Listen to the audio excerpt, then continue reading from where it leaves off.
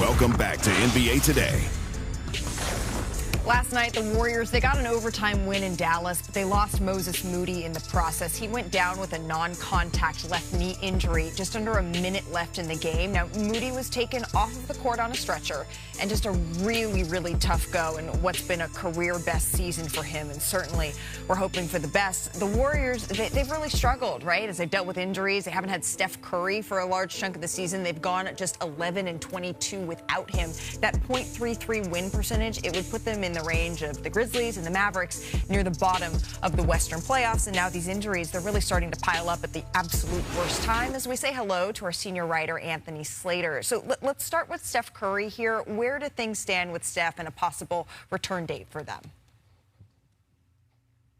Yeah, I'll give you a quick weekend timeline. Saturday, they announced he's going to be incorporated into live action, contact action. That's important. Saturday pregame in Atlanta. Steve Kerr says they expect him to scrimmage Sunday in Atlanta. I talked to Steph postgame briefly, and I nudged him like, hey, maybe Wednesday, maybe Friday. And he's like, hey, I tapped the brakes on that. He's got some checkpoints. They then canceled the Sunday scrimmage. He still is yet to scrimmage. And he says he wants to come back. They keep saying he wants to come back. But the reality is he has to get into a scrimmage live action, see how the knee responds to it, because it hasn't responded that well at times, and he hasn't scrimmaged, so he will not play Wednesday, and we don't know beyond that. Right, and there's only, time is running out. There's only so many games here left in the regular season. Has there been any word, we mentioned this before we just brought you on, Moses Moody, that was so tough to see last night, any update on his diagnosis here?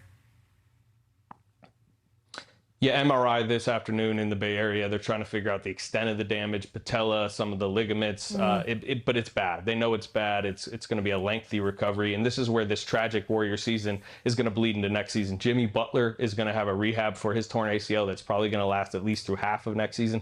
Moses Moody, at this point, you probably expect to miss a majority, if not all, of next season. That's a starter and their second best player, we already know, out for a chunk of next season. So it's problem time for the Warriors. Yeah, chunk of next season. That's not good news here, and certainly we're wishing the best for Moses Moody. Slater, thank you so much for the updates, even if they weren't the most positive ones. To a developing news out of Milwaukee, the Bucks and Giannis, they're in a disagreement over whether or not the superstar will play another game this season. That's according to our senior insider, Shams Charania. Now today, the Players Association weighed in. Remember, Antetokounmpo, he's missed the last 4 games. That brings the total number of games he has missed this season to 35 as he's dealt with those various leg injuries. But the central question here is this. Is he healthy enough to play?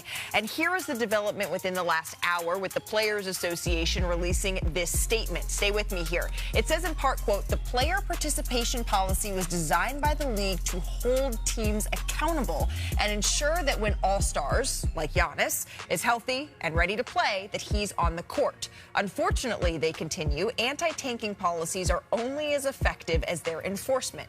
Fans, broadcast partners, the integrity of the game itself will continue to suffer as long as ownership goes unchecked. We look forward to collaborating with the NBA on meaningful new proposals that will directly address and discourage tanking.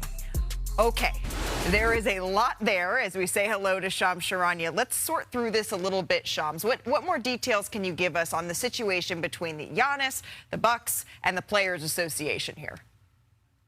Look, my understanding is the NBPA has had conversations with Giannis and his reps, and they believe from those conversations that Giannis feels he's healthy enough that he wants to play when he's right, while the Bucks clearly have also been on the other side of this where they disagree. They believe it's best for him to shut down for the remainder of the season, prioritizing his future, the team's future. He's had 5 different injuries this season. Their season is effectively over as well. So the NBPA officials want the league to look into this more, and the NBA, as it does with all of these player participation policy cases, they will look into it. They'll continue to monitor it, examine it. He's been out the last 3 games, so how much more further does this extend? Does this really get to the end of the season without Giannis playing? And the NBPA's overarching point in all this is about tanking and getting a seat at the table with the NBA as far as having their own proposals, their own ideas on how to curb this, with this Bucks example being the latest at the forefront of the league. Okay, so we do expect the NBA to be looking into this further. Shams, thank you very much for that insight as we welcome you all inside our Los Angeles studio. Danny Green, Brian Windhorst, Tim McMahon. Brian, I want to start with you here because I hear all that, and yet I'm not sure tanking is, in this example, what is central in this issue. Let's take the tanking thing. We know about that. Let's push that aside. And if Brian's pushing it to the side, he's the first person to put tanking front and center. This is a failure to communicate. It's a failure to communicate between Giannis and the Bucks. It's a failure to get on the same page, just like it was at trade season. We just saw Ramona Shelburne have that article last week quoting the Bucks ownership, saying, if Giannis doesn't extend, we're going to trade him. Don't you think that's a discussion they would have with him? And at the risk of parodying myself, oh, here it goes. Why would the Bucks not want to play Giannis? Why? Why would they not want to play him? They don't want to play him because they do not want him to get hurt. Right. Because he's gotten hurt 5 times. Do they care about him and want the best for him? Of course. But Danny, why do they not want him to get hurt? I would assume they want a better draft pick. And protect their trade assets. Now we've got it. If they wanted a better draft pick, they wouldn't have tried to win when he was injured earlier. They won while he was injured, and they've screwed their draft position. Maybe they will get lucky, and they will hop up, and basketball karma will go. But this is a team that doesn't want the player to play so that he doesn't get hurt, so that he can be traded for a higher value. They will not say this, but this is what their actions are very clearly sending. The Bucks have dug themselves into purgatory by constantly doing whatever Giannis wants year after year after year. That's how they got to this situation. They have to look out for the best interest of the franchise. The best interest of the franchise is to maximize the value they get for Giannis this summer in a trade, okay?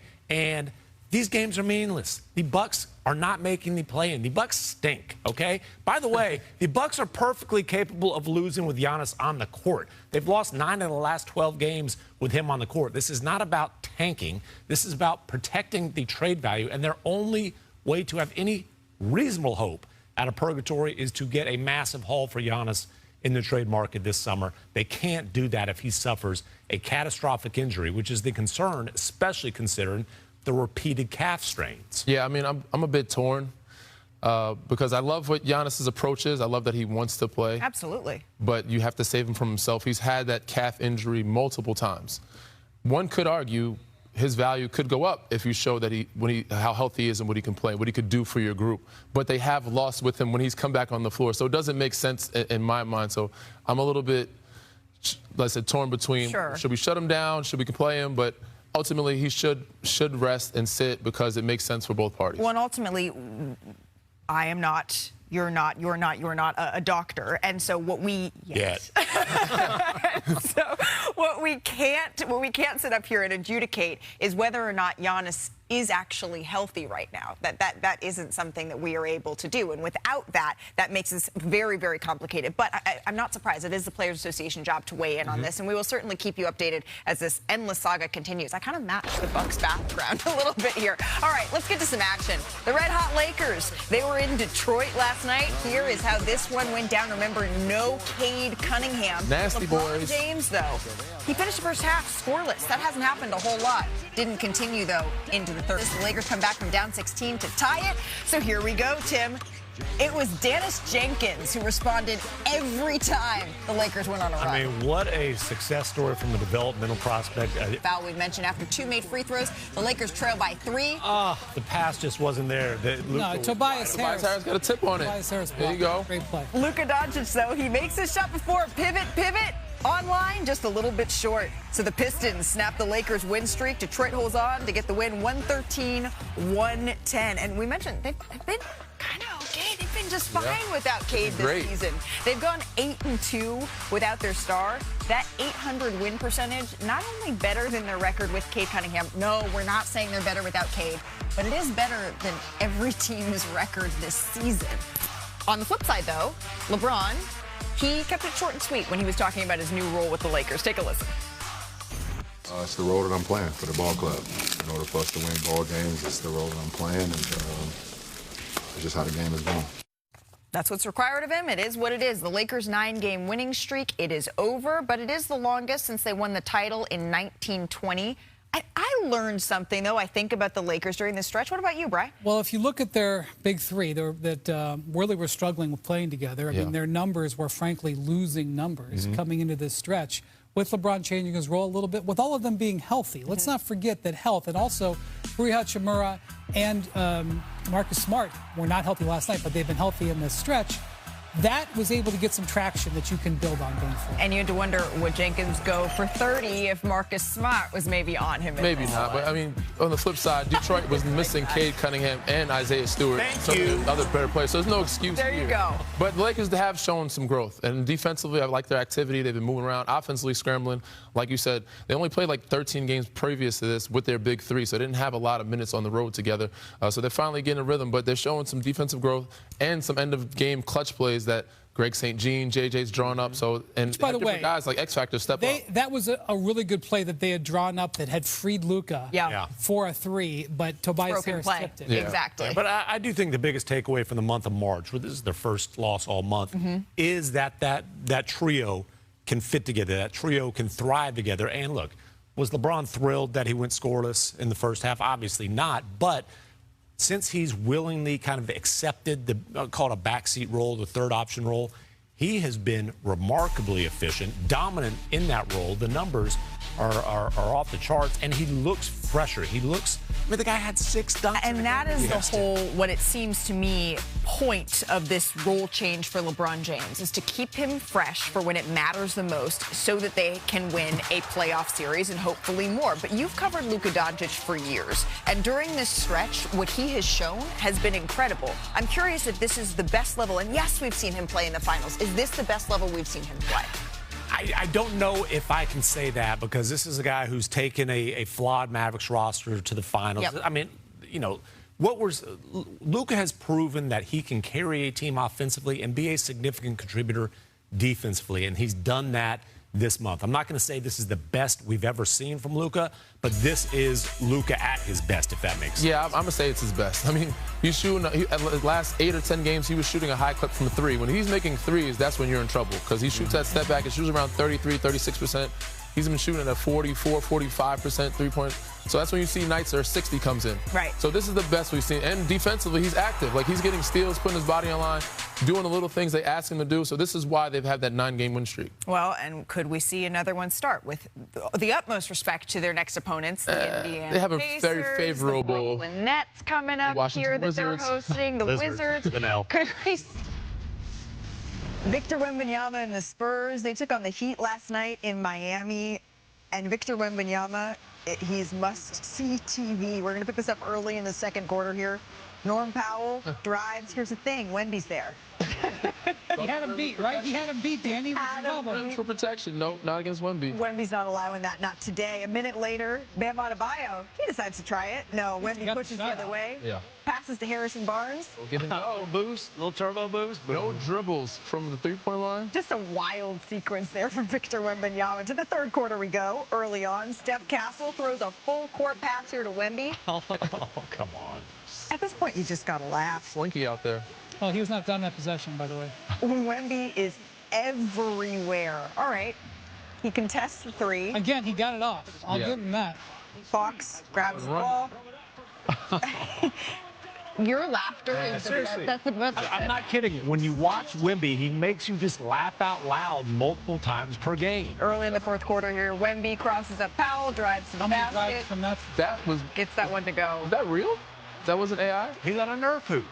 He leads the Spurs to the win here, 136-111. And Wemby recorded his 4th game this season with at least 25 points, 15 boards, 5 blocks. That's the most by any NBA player since Tim Duncan did it in 2001, 2002. And that's when he won the first of 2 straight MVPs. So, Victor, what do you think about the MVP race? I think right now it is still reasonable that there is a debate. But as I said, I want to make sure, my goal is to make sure that there's no debate anymore at the end of the season. Defense is 50% of the game, and that it is undervalued so far in the MVP race. I believe I'm the most impactful player defensively in the league. The second argument would be that we almost swept OKC in the season, and we dominated them 3 times with their real team and 4 times with the, more rotation players. My third argument would be that offense impact is not just points. We swept OKC. Yeah, we almost swept them. We almost swept them this season. I gotta say, I very much enjoy players who come out and say, at the risk of sounding like windy over here, this is my case. This is what it is. And really, Tim, nothing that he's saying is wrong. I love how brash he is. I love how confident he is. It ain't bragging if it's true. I love his willingness to be a villain. Man, they don't like him in OKC, and that's not going to help, and he does not care. He's saying, SGA's your MVP? I mopped the floor with that franchise this year. And so we'll see. Hey, if he comes back to OKC for the West Finals, those fans will be ready for him, but Wemby does not care. I think the most important thing that he said relative to where we are is that there's a debate. In other words, it's not over, and I'm not done talking about it yet. And I think that's a fair statement as well. I think he's right about it. Well, and he also said that 50% of the game is played on the defensive end. He's calling somebody out for not playing defense, but he's not doing that, Danny. No, he's saying that I'm the best defensive player in that I guess that debate that you guys are having. You got SGA, Jokic, which is also true. He is unbelievable at the rim and protecting. Here's some examples. You'll run the tape real quick. You got him. His force field is like 8 to 10 feet. So if he's with 8 to 10 feet of you, you are now in his danger zone because you can block your shot at any point. You see Jaime Jaquez is trying to get free, making dribble moves. He's covering so much ground here on different faults, different aspects of the game. Look, he's at the free throw line, deterring Jaime Jaquez from shooting threes, slide his feet, move. He's in jail. Jaime is in jail. He's in jail. He's not only guarding one, but two. Norman Powell puts on a speed burst, thought he had him beat. Tried to use the rim to protection. He got there anyway, so it doesn't matter. And offensively, he does unbelievable things too. It's not all just points. You see guys setting screens for him, gravitational pull. Yeah. Two guys come to the ball. Champagny wide open for an easy layup. And now guys are seeing this. They're figuring it out. Dylan Harper's like, all right, let me try this. Let me set a screen for Wemby. Two guys go again. His gravitational pull is like no other. Dylan Harper gets an easy little roll to the basket. Nice pass. At the rim. He's not only just at scoring, but he's blocking shots and facilitating on the offensive end of the floor as well. Yeah, and so that is what brings us into being a discussion, right? There's no doubt that if he makes the number of games, if he meets the number of games, in my mind, he is the defensive player of the year. But right now, odds makers, they're saying that SGA is the overwhelming favorite to win the MVP at -1,000. This is according to DraftKings Sportsbook. And then you can see he's actually followed by Luka, and then it's Wemby, and then it's Nikola Jokic here. But when we're talking about the MVP, I think that calls for understanding exactly what the criteria is from a voter. Maybe this calls for something more. Maybe a tower of sorts? That sounds like a job for Wendy's Tower of Power. Oh, that's interesting. I'm palming the ball. Number 5, 4, 3, 2. Number 1. I say it in a voice. Tower of Power. Tower of Power. Starring Brian Windhorst. Well, we're talking about a tower here, a French tower. Okay, I want to say something. Well done. I am not putting Cade Cunningham on this list. He is not officially out of contention yet, but I do not think he's going to get 65 games. He would be on this list. I just want to put that here. Okay, let's start with number 5. Jaylen Brown. At 5. In other years, Jaylen Brown, I think this is going to be the first team All-NBA as well. Jaylen Brown is going to, I think, going to make first team All-NBA. That is something that should reward. It's been a fabulous season for him, doing it at both ends of the court. When I'm saying that you're in 5th in the MVP, that is a compliment. Yeah. Okay, so I know there's some people getting their feelings. Jaylen, that is a compliment to while you're playing. Number 4, I have Luka Doncic. And I understand that Luka has played brilliantly for this last 6-8 weeks. And that is incredibly important. And his scoring has been jaw-dropping and has helped turn this Lakers season around. The MVP is a season-long award, and he was a little bit in a slump early in the season. And then when you're trying to determine 1 through 4, that has to matter, which is why I've got Nikola Jokic number 3. I know that Jokic has not played his best over the last month. However, I'd like to point out he still leads the league in rebounds and assists, and is one of the top scorers in the league, and Denver is in 4th in the West. And I know that they could be 6th if they have 2 bad days, but they are in 4th despite an incredible amount of injuries. I think he was the MVP of the first 2 months. He is there. All right, number 2. Victor Wembanyama. I've got him at number 2. My heart, Malika, wants to put Victor at number 1 because so much of what he does is exactly the epitome of MVP, and what he is doing for this league is so nurturing. It's so good. He's re-energizing fans at the grassroots level and applying pressure to his own peers to care about things they didn't care about, including willing to say that they want to win awards, which I love.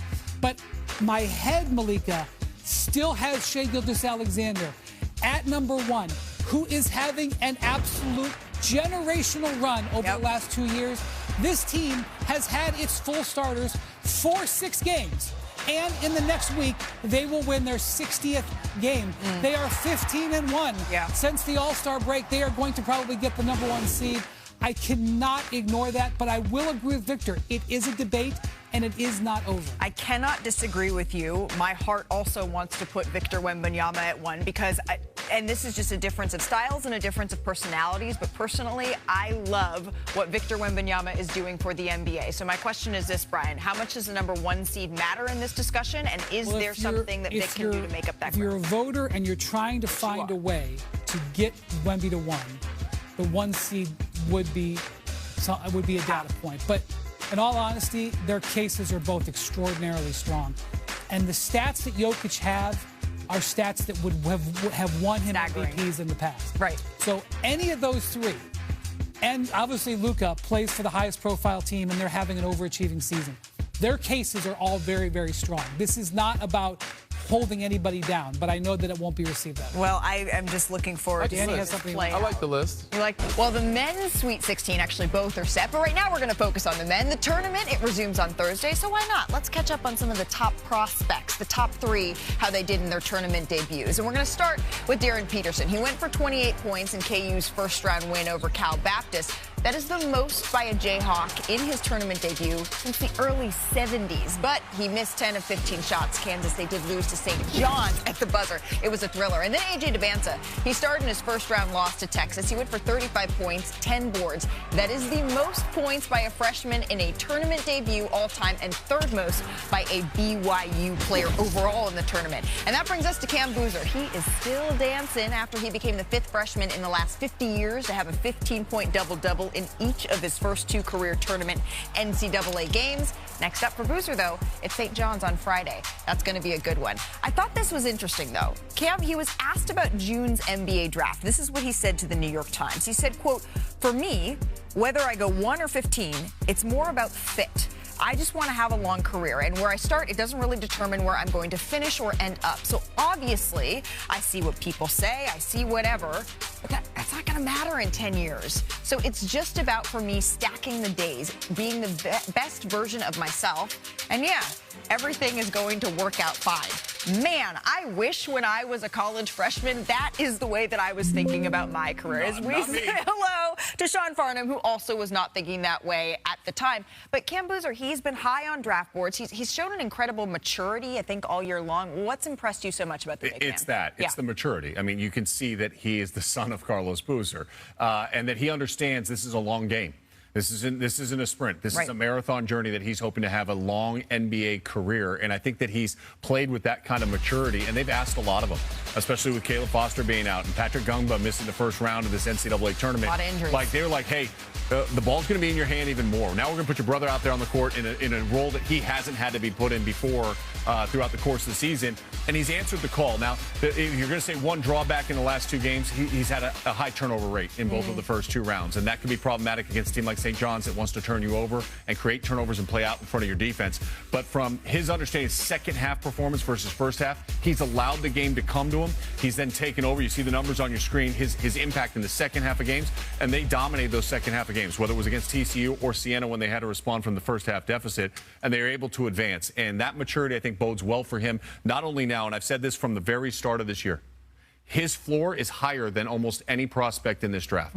His ceiling may not be as high as some of those guys that you were talking about, but you know what you're getting with him, and it's an elite level basketball IQ. It's winner mentality. It's a guy that's going to work in your locker room, and it's going to help you win games night in and night out, and that's what he's going to bring. And just from the eye test, I mean, he is NBA ready in terms of an NBA body. Of course, you see his dad showing up at games. You know that his dad is on TV more than Taylor Swift was during Chiefs game. Let's just be honest about it. I love the beard, Carlos. You look great. But it's I mean, my man's on there way too much.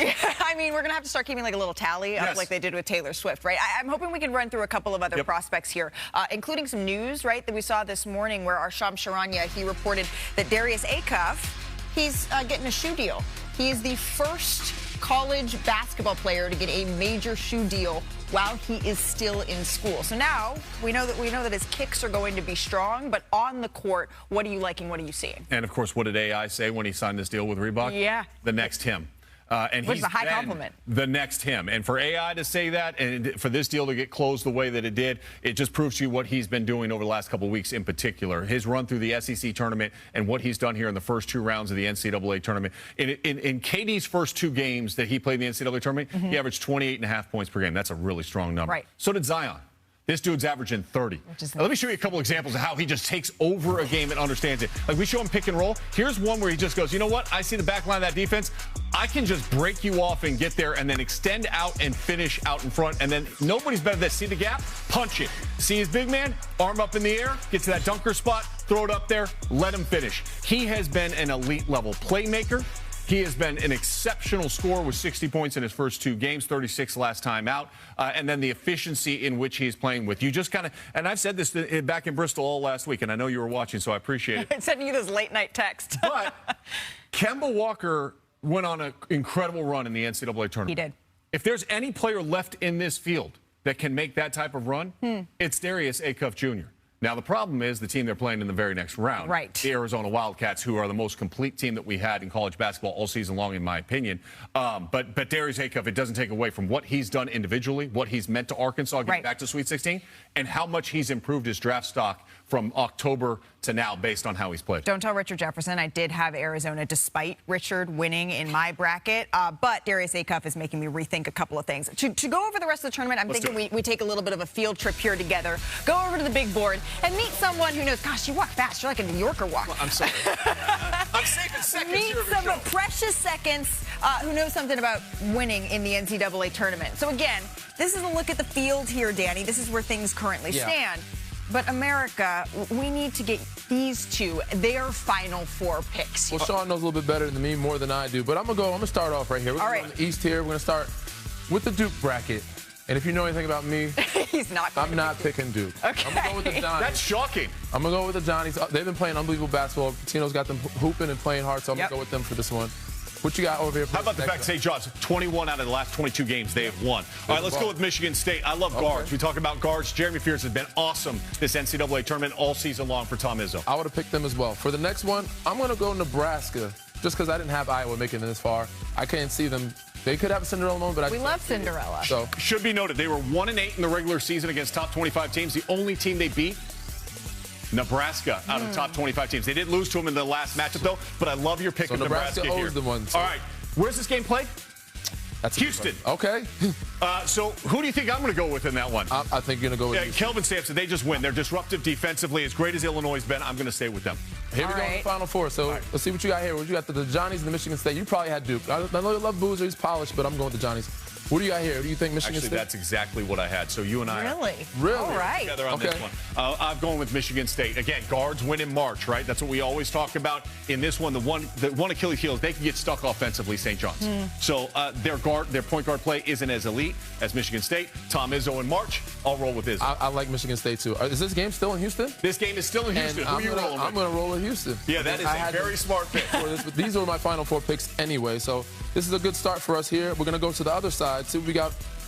I know, Malika, you had Arizona, so I do. I don't know. What you got over here? Arizona, Arkansas. All right, well, I want to come back on her show, so I'm going to go with Arizona. There you go. If I was Richard Jefferson, I would unbutton my shirt. Please, we don't need. I love you, buddy. We can only handle one. I'm not going to do that, but you look at Arizona, they're the most complete team in college basketball right now. Their ability to move the ball, James Bradley, his experience. I think that matchup of Bradley having to defend Darius Acuff Jr. is going to be awesome. Braden Burries has continued to move up the draft board. I'm going to go with the second one. I'm going to pick Purdue solely because my wife went to school there. Normally, I don't have a lot of belief in them. They're always a top-seeded school, and somehow it's this point. But this year, I think they're going to get it going. So we'll see what they got. So all right, I'll make this one quicker for you down low. Michigan. There we go. And their length and Dusty May's team, they've been the lead all year. All right, I'm going to go Iowa State. So we got those groups here. Now, Final 4. You got, who you got? All right, I've got Arizona moving in. Of course, yeah, Arizona. And then down here, if Joshua Jefferson was healthy, and he's not, and he's their best player for Iowa State, I would have Iowa State pulling off the upset, but I can't. So I'm going to put Michigan in there. Keeping the one seeds. All right. And so we now have our Final 4 here complete. This is actually my Final 4, too. Is it? Yeah. Wow. There you go. Yeah. So who did you go with originally?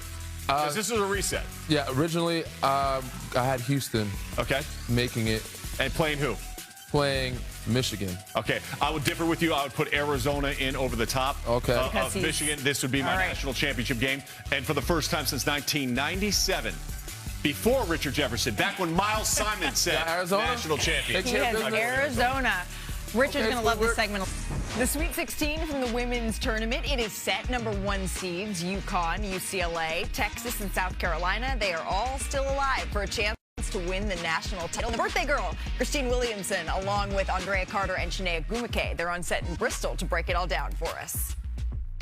Welcome into our Women College Basketball Studios. Shania Gumake, Andrea Carter, and Christine Williamson here. And ladies, we've watched so much basketball over the past 4 days. And one of the things that you guys keep mentioning is the fact that there are scouts looking at these stars for the next level. What has stood out to you so far, Shania? I don't know how you can watch AZ Fudd play and drop 34, hit 8 threes, and not think that that is the #1 pick in the upcoming WNBA draft. In 3 quarters. Oh, mind you, you're right, because she did sit a large chunk of the 4th quarter.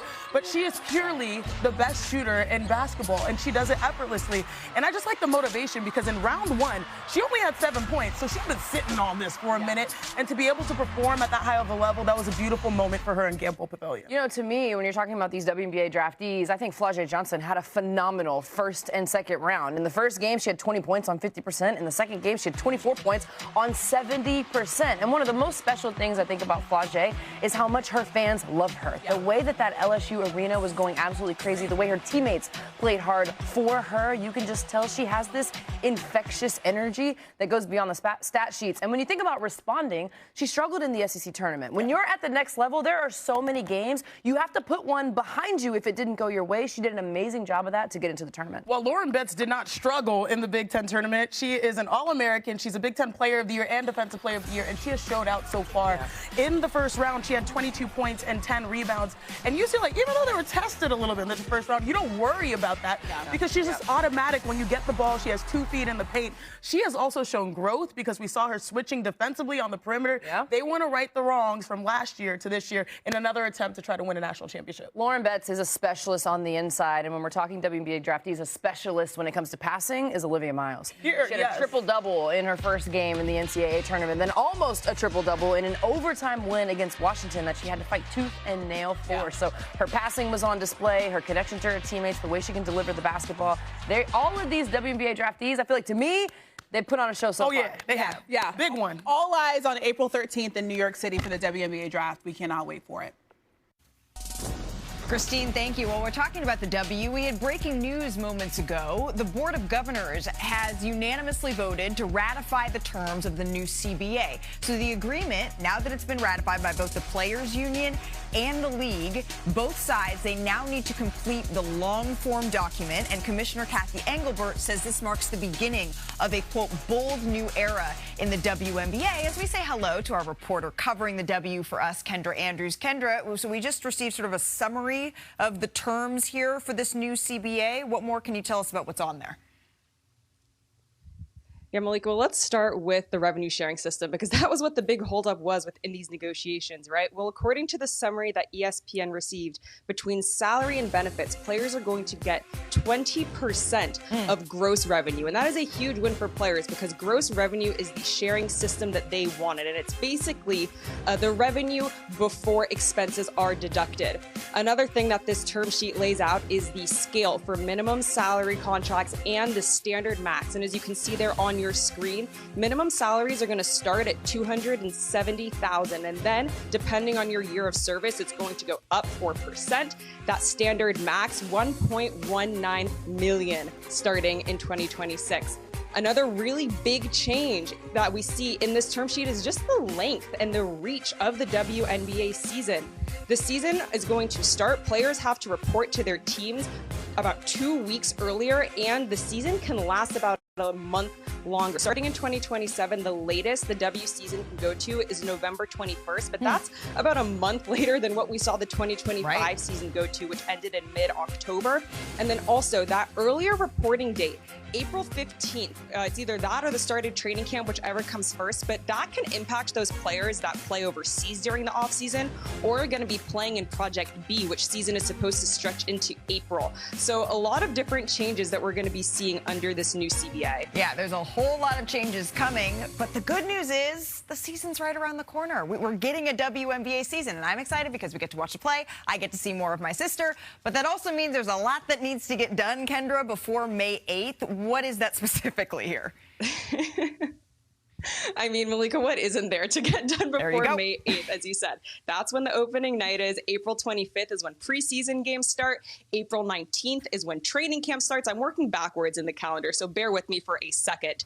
The draft, April 13th. Free agency, Malika, that's going to start on April 9th. Signings can start on April 12th. There are over 100 players who are entering free agency, a process that usually takes about 2 months. We're squeezing it into, less than 2 weeks' time. Right. And we could see a lot of movement because of how the salaries are. These players, they want to get paid, and that could really entice them to move around. But even before the free agency period, Malika, the expansion draft. There are 2 new teams joining the WNBA this season, Portland Fire and Toronto Tempo. The expansion draft will be on April 6th on ESPN. But before that, teams need to protect up to 5 players who can't be selected in that draft. They need to give those lists to Toronto and to Portland. All of that is going to happen between April 1st and April 5th, I'm told. But as of this morning, Malika, teams still haven't gotten any additional guidelines, rules, timelines for that expansion draft. So for as many answers as we have right now, teams still have a lot of questions as we enter this really chaotic ramp up to the new season. Yeah, as the kids would say, booked and busy is what it sounds